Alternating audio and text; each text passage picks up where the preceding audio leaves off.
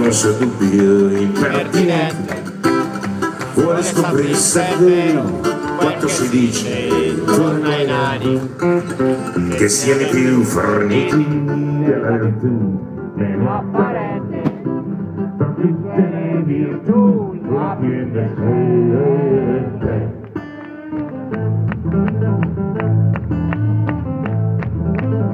Passano gli anni e i mesi e sei ridotti anche i minuti, è triste trovarsi adulti senza essere cresciuti.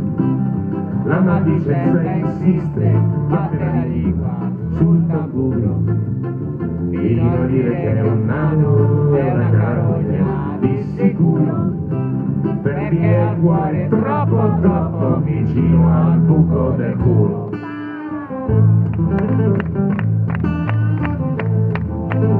Fu delle notti insonni, veglia per lune e rancore, che preparai esami e diventai procuratore, per imboccare una strada che dalle parti di una cattedrale porta alla sacrestia, quindi alla cattedra del tribunale, giudice finalmente arbitro interno del male.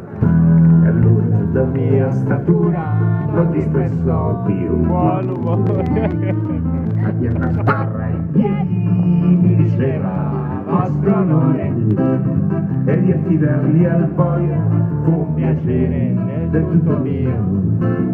Prima di cielo flettermi nell'ora dell'addio, non conoscendo affatto la statura di Dio.